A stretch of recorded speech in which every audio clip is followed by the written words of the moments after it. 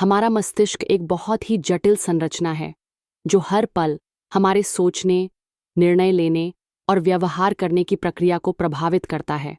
Daniel कानमैन अपनी इस विश्वविख्यात पुस्तक थिंकिंग फास्ट एंड स्लो में बताते हैं कि इंसान दो प्रकार की सोच के जरिए दुनिया को समझता है और निर्णय लेता है। पहली सोच वह है जो तेज होती है, बिना ज्यादा सोचे समझे तुरंत प्रतिक्रिया देती है और ज्यादातर मामलों में सहज होती है। यह वह सोच है जो हमें दुर्घटनाओं से बचाती है, चेहरों को पहचानती है, भावनाओं के जरिए प्रतिक्रिया देती है और हमारे दिन प्रतिदिन के सरल फैसलों में मदद करती है।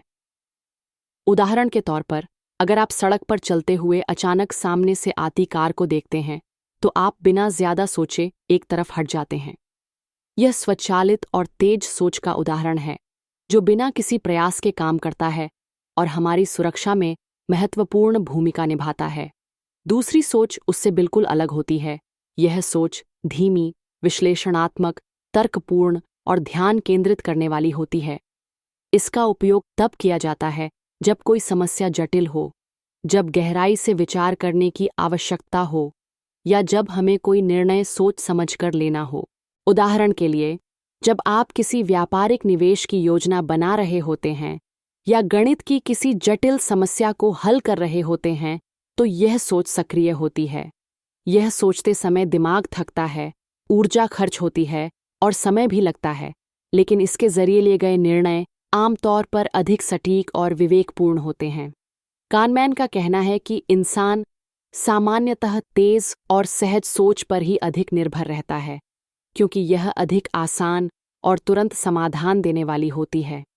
लेकिन यहीं पर समस्या भी उत्पन्न होती है। जब हम ऐसी परिस्थितियों में भी सहज सोच का प्रयोग करते हैं जहां गहराई से सोचने की जरूरत होती है, तब हम अक्सर भ्रम का शिकार हो जाते हैं और गलत निर्णय लेते हैं। उदाहरण के लिए, जब हम किसी आत्मविश्वास से बात करने वाले व्यक्ति पर भरोसा कर लेते हैं सिर्फ इसलिए कि उसकी भाषा प्रभावशाली है, न कि उसके तर्क या प्रमाण के आधार पर, तब यह हमारी सहज सोच का प्रभाव होता है जो केवल सतही जानकारी पर प्रतिक्रिया देती है। कई बार हम यह मान लेते हैं कि हम बहुत तर्कसंगत हैं, लेकिन सच यह है कि हमारी सोच में सहजता और भावनात्मकता अधिक होती है। हम चेहरे की सुंदरता से किसी व्यक्ति की अच्छाई का अनुमान लगाते हैं, किसी ब्रांड को सिर्फ इसलिए पसंद करते हैं क्योंकि उसका विज्ञापन अच्छे म्यूजिक के साथ आता है, या किसी निर्णय को सिर्फ इसलिए सही मान लेते हैं क्योंकि वह पहले से परिचित लगता है। यह सब उसी तेज सोच की देन है जो ऊर्जा तो कम खर्च करती है, लेकिन अक्सर हमें पूर्वाग्रह और मानसिक भ्रमों में फंसा देती है। दूसरी ओर, जब हम सच में ठहर कर सोचते हैं, अपने पूर्वाग्रहों को चुनौती देते हैं, तर्क और आंकड़ों के आधार पर विचार करते हैं, तब हमारी सोच धीमी लेकिन अधिक विश्वसनीय होती है। ये सोच तब सक्रिय होती है जब हम किसी कठिन परिस्थिति में होते हैं या जब हमें लगता है कि इस निर्णय का गहरा असर पड़ेगा, लेकिन यह सोच थकाने वाली होती है और इसलिए दिमाग कोशिश करता है कि इसे जितना हो सके टाले रखे। यही कारण है कि हम छोटी छोटी बातों में सहजता से काम लेना पसंद करते हैं और केवल जरूरत पड़ने पर ही गहराई से सोचते हैं। इस पहले अध्याय में कानमैन हमें यह सिखाते हैं कि हम अपने निर्णयों में कैसे गलतियां करते हैं, सिर्फ इसलिए क्योंकि हम सोचते हैं कि हम तार्किक हैं, जबकि हमारी अधिकांश प्रतिक्रियाएं भावनात्मक होती हैं। यह समझना बेहद जरूरी है कि सोच के ये दो तरीके, एक तेज और सहज, दूसरा धीमा और विचारशील, हमारी पूरी मानसिक प्रक्रिया की नींव हैं। और अगर हम अपने निर्णयों को बेहतर बनाना चाहते हैं तो हमें यह समझना होगा कि कब हमें सहज सोच को रोककर गंभीर और तार्किक सोच अपनानी चाहिए। हमारी तेज और सहज सोच कई बार इतनी प्रभावशाली होती है कि वह हमें यह महसूस ही नहीं होने देती कि हम गलती कर रहे हैं। यह सोच हमारे अनुभवों, भावनाओं और पूर्वाग्रहों पर आधारित होती है। जब हम किसी चीज को बार बार देखते हैं या कोई विचार हमें परिचित लगता है तो हम उसे सच मानने लगते हैं। इसे मात्र प्रदर्शन प्रभाव कहा जाता है। इसका अर्थ है कि कोई भी जानकारी जितनी बार दोहराई जाती है वह उतनी ही विश्वसनीय प्रतीत होती है, चाहे वह सच हो या नहीं। यही कारण है कि बार बार दिखाई जाने वाली झूठी खबरें भी लोगों को सच लगने लगती हैं। डेनियल कानमैन बताते हैं कि हमारे दिमाग में यह स्वाभाविक प्रवृत्ति होती है कि हम जटिल सवालों के जवाब में सरल सवालों के उत्तर देने लगते हैं, और हमें इसका आभास भी नहीं होता। इसे सवाल बदलने की मानसिक प्रक्रिया कहा जाता है। उदाहरण के लिए, यदि आपसे पूछा जाए कि क्या आप एक जटिल निवेश योजना के जोखिम को समझ सकते हैं, तो आपका दिमाग इस सवाल को बदलकर यह सोच सकता है कि क्या मुझे यह योजना अच्छी लग रही है, और फिर उसी भावनात्मक प्रतिक्रिया के आधार पर निर्णय ले लिया जाता है। यह प्रक्रिया तेज सोच द्वारा की जाती है और अक्सर हमें इसका पता ही नहीं चलता। इसी प्रकार एक और भ्रम है लंगर प्रभाव। इसका मतलब है कि जब हम किसी संख्या को सुनते हैं तो हमारी भविष्य की सोच और निर्णय उसी संख्या के आसपास घूमने लगते हैं। उदाहरण के लिए, अगर किसी व्यक्ति से पूछा जाए कि गंगा नदी की लंबाई 5000 किलोमीटर है या नहीं, और फिर उससे पूछा जाए कि वह कितनी लंबी है, तो वह अनुमान उस 5000 के आसपास ही लगाएगा, भले ही असली संख्या उससे अलग हो। यह एक मानसिक लंगर है जो हमारी सोच को बांध देता है और हम उस प्रभाव से बाहर नहीं निकल पाते। कानमैन यह भी बताते हैं कि हम लोग तथ्यों से ज्यादा कहानियों और भावनाओं से प्रभावित होते हैं। उदाहरण के लिए, अगर हम सुनते हैं कि एक बच्चा भूखा मर रहा है, तो हम भावुक होकर तुरंत मदद करना चाहते हैं। लेकिन अगर हमें बताया जाए कि लाखों बच्चे भूख से मर रहे हैं, तो वह आंकड़ा हमें उतना नहीं झकझोरता। इसे प्रभावशीलता पूर्वाग्रह कहा जाता है। जब कोई बात हमारी भावनाओं को छूती है, तो हम ज्यादा उदार होते हैं, भले ही तर्क और डेटा कुछ और कहें। हमारे सोचने की इस प्रक्रिया का एक और उदाहरण है अत्यधिक आत्मविश्वास। जब हम किसी काम में थोड़ी सफलता पा लेते हैं, तो हमें लगता है कि हम उस क्षेत्र के विशेषज्ञ हैं। हम अपने निर्णयों की विश्वसनीयता को बढ़ा चढ़ाकर आंकते हैं और गलत निर्णय लेने की संभावना को नज़रअंदाज कर देते हैं। उदाहरण के लिए, शेयर बाजार में थोड़ी सफलता पाने के बाद लोग खुद को निवेश विशेषज्ञ समझने लगते हैं, जबकि हकीकत ये होती है कि उनके फैसले ज्यादातर भाग्य या संयोग पर आधारित होते हैं। इसी के साथ एक और महत्वपूर्ण विचार आता है उपलब्धता पूर्वाग्रह। जब हम किसी चीज के उदाहरणों को आसानी से याद कर सकते हैं, तो हम मान लेते हैं कि वह चीज अधिक सामान्य या संभावित है। उदाहरण के लिए, अगर हम टीवी पर लगातार चोरी की खबरें देख रहे हैं, तो हमें लगने लगता है कि हमारा शहर बहुत असुरक्षित हो गया है, जबकि अपराध दर शायद पहले जैसी ही हो। यह सोचने का तरीका हमारी समझ को प्रभावित करता है और हमारे निर्णयों को दिशाहीन बना देता है। डेनियल कानमैन इन सभी बातों को विस्तार से समझाते हैं और यह साबित करते हैं कि हमारी सहज सोच, जो कि तेज और कम प्रयास वाली होती है, हमारे निर्णयों को बार बार भ्रमित करती है। हम सोचते हैं कि हम बहुत तर्कसंगत हैं, लेकिन सच यह है कि हमारी सोच में हर पल अनेक भावनात्मक और मानसिक फिल्टर लगे होते हैं। ये फिल्टर हमें जरूरी तथ्यों से भटकाकर उन रास्तों पर ले जाते हैं जो सरल होते हैं, लेकिन हमेशा सही नहीं होते। इस भाग के अंत में हम यह समझ पाते हैं कि तेज सोच हमें आसानी देती है, लेकिन यह वही आसानी है जो हमें गलत निर्णय लेने पर मजबूर करती है। हमारी आदत होती है कि हम बिना सोचे समझे निर्णय लें, क्योंकि यह मस्तिष्क को कम थकाता है, लेकिन यही प्रक्रिया हमें मानसिक जाल में फंसा देती है। अगर हम समझदारी और विवेकपूर्ण निर्णय लेना चाहते हैं, तो हमें अपनी धीमी, विश्लेषणात्मक और गहराई से सोचने वाली प्रक्रिया को सक्रिय करना होगा। यह प्रक्रिया कठिन है, लेकिन यथार्थ के अधिक करीब होती है। मानव मस्तिष्क की एक सबसे रोचक विशेषता यह है कि वह जटिल स्थितियों को सरल रूप में प्रस्तुत करने की कोशिश करता है। यह सुविधा तो देता है, लेकिन इसके कारण हम बार बार ऐसे निर्णय लेते हैं जो वास्तविकता से दूर होते हैं। इस भाग में कानमैन हमें बताते हैं कि किस तरह हम भविष्यवाणियां करते समय अपने सीमित अनुभवों को पूरे परिदृश्य की सच्चाई मान लेते हैं, और कैसे हमारी स्मृति और उम्मीदें हमारी सोच को ढाल देती हैं। उदाहरण के तौर पर, जब हम किसी छात्र के पिछले परीक्षा परिणामों को देखकर उसके भविष्य के प्रदर्शन का अंदाज़ा लगाते हैं, तो हम उस एक अनुभव को भविष्यवाणी के आधार के रूप में इस्तेमाल करते हैं। इसे प्रतिगमन की त्रुटि, रिग्रेशन टू द मीन, कहा जाता है। इसका अर्थ यह है कि अगर कोई प्रदर्शन अत्यधिक अच्छा या खराब रहा हो, तो अगली बार वह औसत के करीब आने की संभावना अधिक होती है। लेकिन हम इसे समझने की बजाय यह मान लेते हैं कि अगर कोई छात्र एक बार अव्वल आया है तो वह हमेशा टॉप करेगा, जबकि ऐसा ज़रूरी नहीं होता।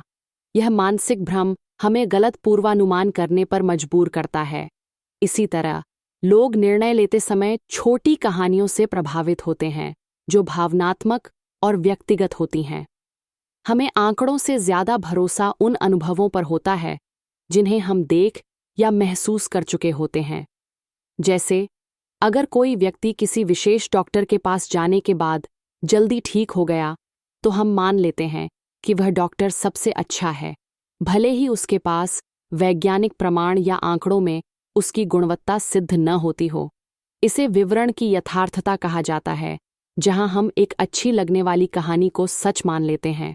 कानमैन एक और महत्वपूर्ण अवधारणा बताते हैं, पुष्टि पूर्वाग्रह, कॉन्फर्मेशन बायस।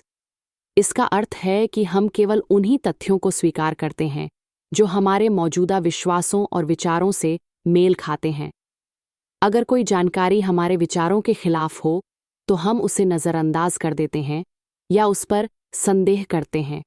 यह सोचने का तरीका न केवल व्यक्तिगत स्तर पर नुकसान करता है, बल्कि समाज में ध्रुवीकरण और कट्टरता को भी जन्म देता है। यही कारण है कि दो लोग एक ही खबर को बिल्कुल अलग नज़रिए से देख सकते हैं। एक के लिए वह सच्चाई होती है और दूसरे के लिए झूठ। फिर आता है फ्रेमिंग इफेक्ट, यानी किसी भी सवाल को प्रस्तुत करने का तरीका हमारे जवाब को प्रभावित करता है।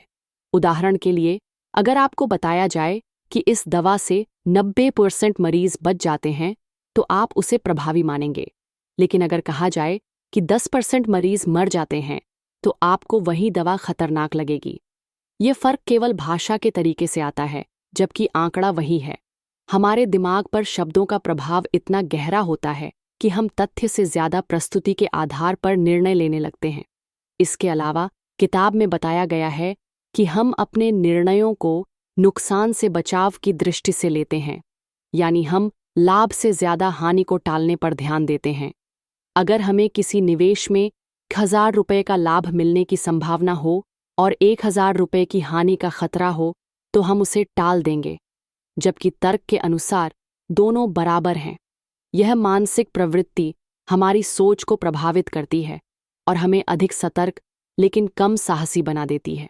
इसका असर व्यापार, स्वास्थ्य, करियर और यहाँ तक कि रिश्तों में भी दिखाई देता है।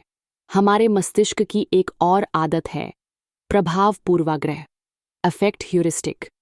इसका मतलब है कि अगर हमें कोई चीज़ अच्छी लगती है, तो हम उसे हर पहलू से अच्छा मान लेते हैं।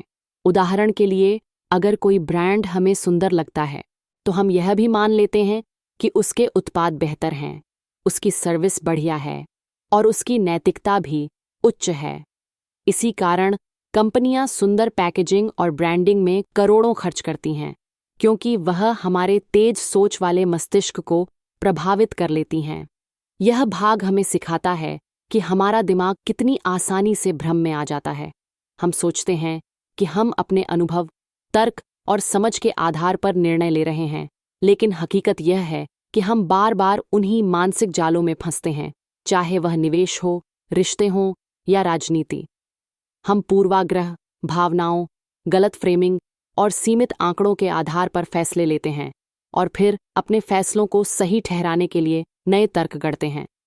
इसलिए कानमैन कहते हैं कि हमें अपने सोचने की प्रक्रिया को पहचानना चाहिए और समझना चाहिए कि कब हमारा तेज सोच वाला दिमाग हमें भ्रमित कर रहा है और कब हमें अपने धीमे, गहरे सोचने वाले मस्तिष्क को सक्रिय करना चाहिए। यह आत्म जागरूकता ही हमें बेहतर निर्णय लेने के योग्य बनाती है, जो केवल अनुभव से नहीं, बल्कि समझदारी और सोच की स्पष्टता से आता है। डेनियल कानमैन इस भाग में दो आत्माओं के बीच अंतर को स्पष्ट करते हैं। अनुभव करने वाला आत्म, एक्सपीरियंसिंग सेल्फ, और स्मरण करने वाला आत्म, रिमेंबरिंग सेल्फ।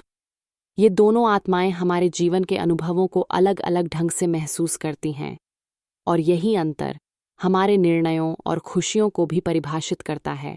अनुभव करने वाला आत्म वह है जो वर्तमान क्षण में जीता है। यह हर क्षण की संवेदनाओं को महसूस करता है, स्वाद, ध्वनि, भावनाएं, तापमान, खुशी और दुख। वहीं स्मरण करने वाला आत्म वह होता है जो पीछे मुड़कर अनुभवों को याद करता है और उनके आधार पर निर्णय लेता है। समस्या यह है कि जब हमें अपने जीवन, करियर या रिश्तों के बारे में कोई बड़ा निर्णय लेना होता है, तो हम अक्सर स्मरण करने वाले आत्म पर भरोसा करते हैं, जबकि वह हमेशा सच नहीं होता। उदाहरण के लिए, अगर आप छुट्टी पर गए और पूरी यात्रा मज़ेदार रही, लेकिन अंत में फ्लाइट छूट गई और काफ़ी तनाव हुआ, तो आपकी स्मृति उस पूरे अनुभव को खराब मानेगी, जबकि असल में आपके अनुभव करने वाले आत्म ने ज़्यादातर समय आनंद लिया था। यह दिखाता है कि हमारा निर्णय केवल अनुभव पर नहीं, बल्कि उसकी याद पर आधारित होता है, और ये यादें अक्सर विकृत होती हैं। इस सिद्धांत को और समझाते हुए कानमैन पीक एंड नियम, पीक एंड रूल का परिचय देते हैं। इसका अर्थ है कि जब हम किसी अनुभव को याद करते हैं, तो हम उसके सबसे तीव्र पल, पीक मोमेंट, और अंत, एंड को सबसे अधिक महत्व देते हैं। बाकी का अनुभव कितना लंबा या कैसा था, वह ज़्यादा मायने नहीं रखता। यही कारण है कि एक दर्दनाक प्रक्रिया भी अगर अंत में थोड़ी आरामदायक हो, तो हमारी स्मृति उसे कम कष्टकारी मानती है। इसका असर हमारे जीवन के बड़े फैसलों पर होता है।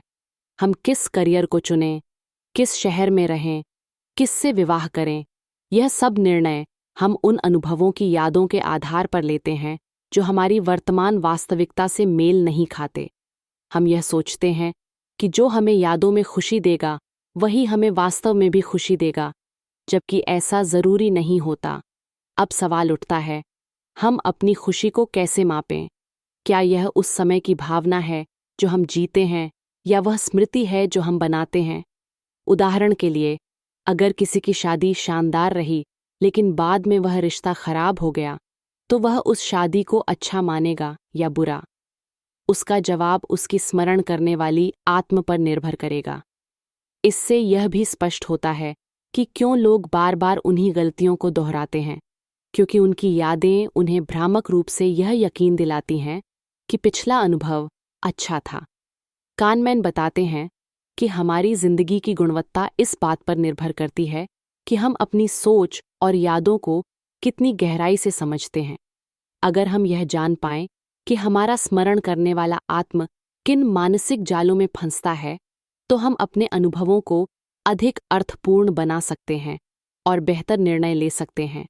इसके बाद किताब में उन प्रयोगों और अध्ययनों की चर्चा होती है जो यह दिखाते हैं कि लोग निर्णय करते समय संभावनाओं और जोखिमों को कैसे तौलते हैं। हम में से अधिकांश लोग लाभ और हानि की संभावनाओं को वास्तविक रूप में नहीं देखते, बल्कि उन्हें मानसिक रूप से विकृत कर देते हैं।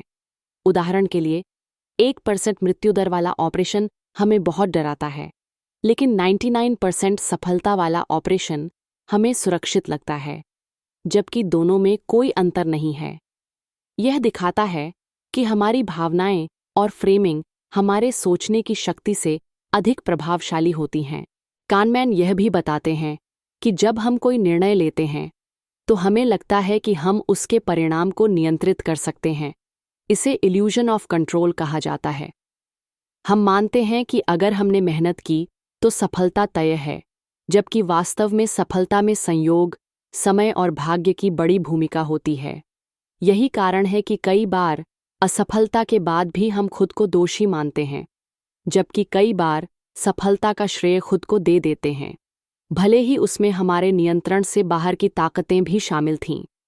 अंत में डैनियल कानमैन यह कहते हैं कि यदि हम बेहतर निर्णय लेना चाहते हैं, तो हमें अपने दोनों सिस्टम, तेज सोच सिस्टम 1 और धीमी सोच सिस्टम 2 के बीच तालमेल बैठाना होगा। हमें जानना होगा कि कब हमारी सहज सोच गलत दिशा में ले जा रही है और कब हमें रुककर, सोचकर, तर्क के साथ निर्णय लेना चाहिए। हमें अपनी यादों, भावनाओं और पूर्वाग्रहों को पहचानना और समझना होगा। थिंकिंग फास्ट एंड स्लो सिर्फ एक किताब नहीं है, यह हमारी सोचने की पूरी प्रक्रिया को आईने की तरह दिखाने वाला महान ग्रंथ है। डेनियल कानमैन हमें सिखाते हैं कि कैसे हमारी खुद की मानसिक प्रक्रियाएं हमारे फैसलों को बार बार प्रभावित करती हैं और हमें भ्रम में डालती हैं। यह किताब हमें अपने ही दिमाग से परिचय कराती है, उसके गुणों, दोषों, संभावनाओं और सीमाओं से।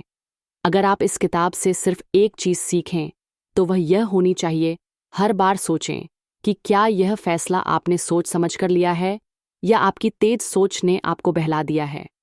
जब आप यह पहचानने लगेंगे कि कब आपको धीमी सोच की ज़रूरत है, तभी आप जीवन के सही रास्ते पर चल पाएंगे। अब जब आपने इस किताब की पूरी सारगर्भित और गहन समझ हासिल कर ली है, तो इसे अपने जीवन में उतारें। अपने निर्णयों को और बेहतर बनाएं, पूर्वाग्रहों को पहचानें और सोच के हर स्तर पर जागरूक रहें।